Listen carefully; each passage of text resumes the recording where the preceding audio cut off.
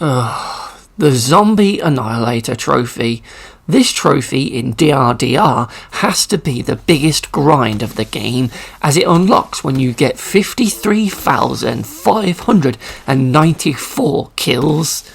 Yeah, that's right, 53,594 kills, which is obviously a stupidly high amount, and it just will take you absolutely ages, because in my first playthrough of the game, I only had around 5,000 kills, and by the end of the second playthrough, I still wasn't even at 10,000 kills, so 53 just seems absolutely BS, because it's just way too high.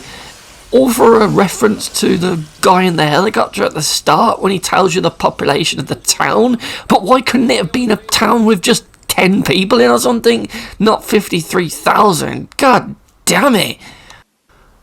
So, yeah, one of the good things about this version of the game is that your kill amounts carry over for each playthrough of the story that you do. So, while the kill counter that you'll see on screen when you're playing is only for that current playthrough, the counter in the records menu will keep track of your grand total, meaning you can work towards this trophy over multiple playthroughs of the game instead of a singular playthrough, which is how this trophy worked on the original game. Yep, they expected you to get 53,000 kills in a single playthrough.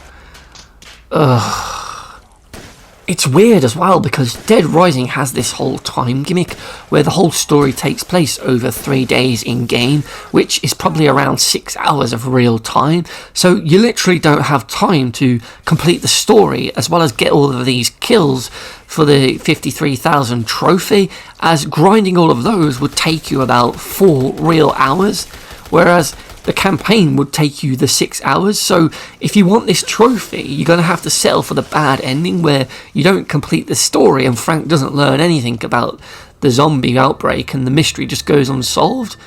Or you simply replay the game 10 or so times in this new version, getting kills as you go, to slowly build it up across all of your playthroughs. But doing this game 10 plus times just wouldn't be fun at all, would it?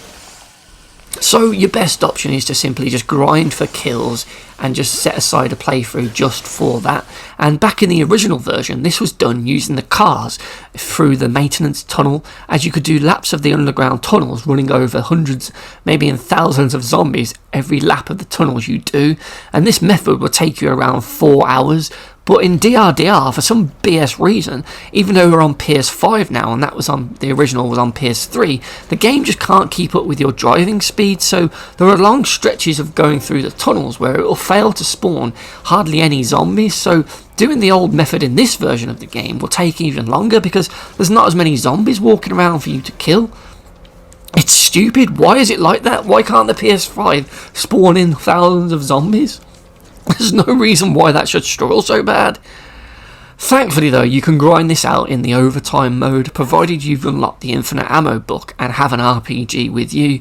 So you can do this in the caves right before the final boss, as you can repeatedly blow up the zombies here in these 2 cave areas to get the kills. And well, that's exactly what I did for 3+ hours in order to unlock this trophy in the middle of the night.